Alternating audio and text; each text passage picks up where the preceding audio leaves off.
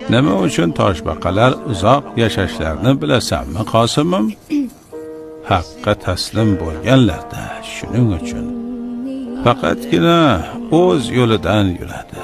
Shoshilmaydi, ehtirosga berilmaydi. Hirs insonni chiritadi. Hamma narsaning hirsi bor emasmi? Pul hirsi, iqtidor hirsi, mansab maqom hirsi, post hirsi, do'st hirsi. Sen oldin taslim bo'l.